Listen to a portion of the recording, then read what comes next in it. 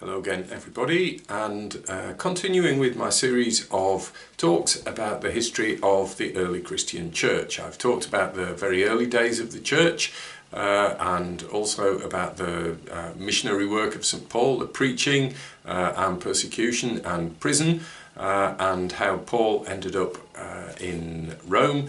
On a previous video I've talked about the Great Fire and the first organised persecution of Christians in Rome under Nero, so if you want to find out more about that, you need to find that. It's a little while ago in this series. But today I'm moving on to the end of the 1st century AD and one of the three Apostolic fathers of the church. There was Polycarp, about whom there's another video previously. There's Ignatius, about whom the evidence is relatively scanty. And the third of these, or perhaps the first of these really, is Clement. Now Clement was a bishop of Rome, and depending on which source you're looking at, either Saint Jerome or Eusebius or one or two other sources, he was either set in place as a bishop by St. Peter, or perhaps there was somebody else who came in between them, perhaps Linus or Cletus. Either way, Clement was certainly in place as the authoritative bishop of Rome by the end of the 1st century AD. What was he bishop of?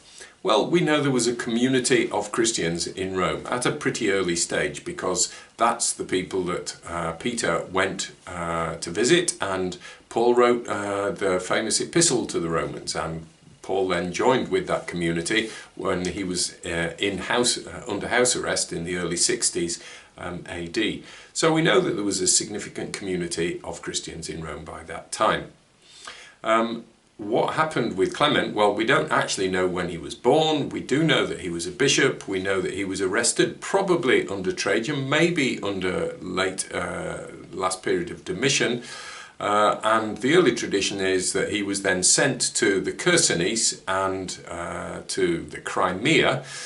There's a story about him providing water for his fellow prisoners in a stone quarry by striking his axe into the stone, and a spring of water gushed out of the earth. And the response of the authorities was to say, okay, you're a bit handy with water, so what we're going to do is we're going to throw you overboard attached to an anchor, and we're going to drown you. And a lot of the imagery to do with Saint Clement is to do with that, as you'll see in the Basilica of Saint Clement in Rome, which I've also talked about previously. The bones of the apparent bones of St. Clement, by the way, were supposedly found in the 9th century by St. Cyril. The bones were found attached to an anchor in the Crimea, and they were eventually taken back to Rome, and they're now located in the Basilica in Rome, which bears his name.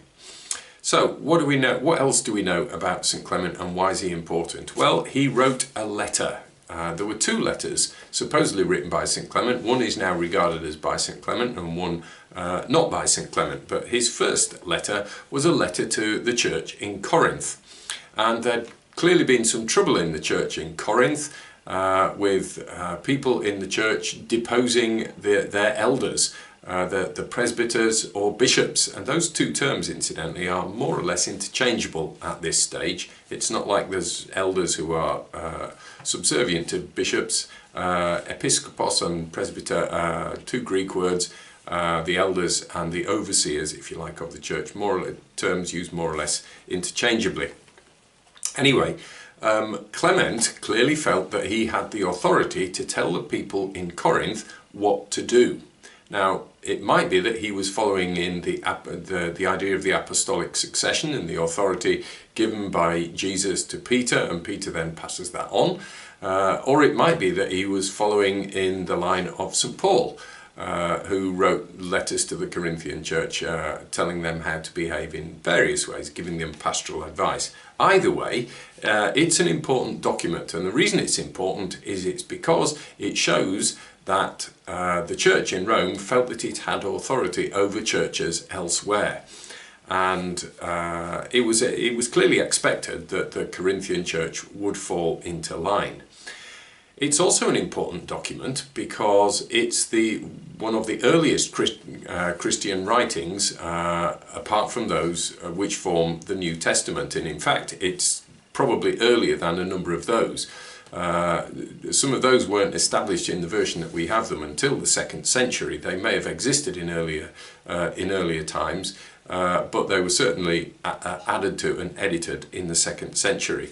So maybe the Epistle of Clement to the Corinthians was written around the end of the 1st century, perhaps around about the same time as the book of Revelation. And there are some references in it, as there are in Revelation, to times of hardship and persecution for the church, which may well be a persecution under Domitian in the 90s AD.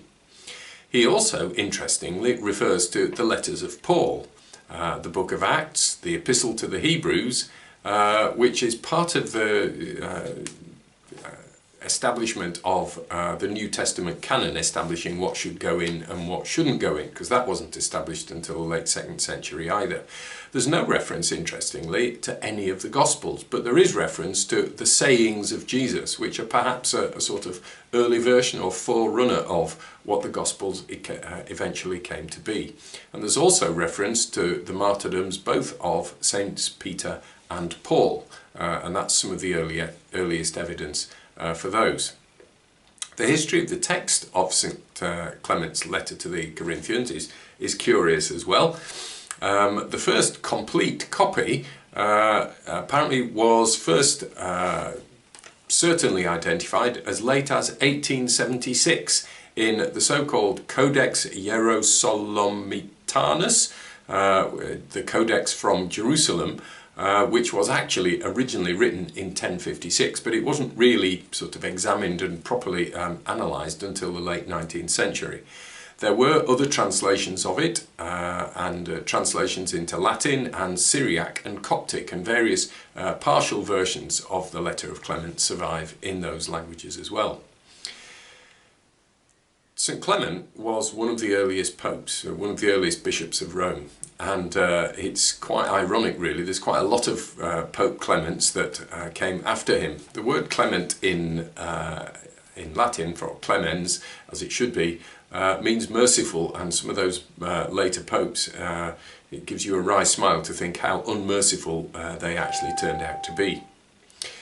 Why does all of this matter, and why does the Epistle of Clement matter so much? Well, as I hinted yesterday, the centre of gravity of the Church, which was begun in Jerusalem, of course, was moving to Rome with Saints Peter and Paul, and clearly by the time of Clement, the end of the 1st century AD, the centre of the Church, religion, had gone with the centre of government and had moved to Rome.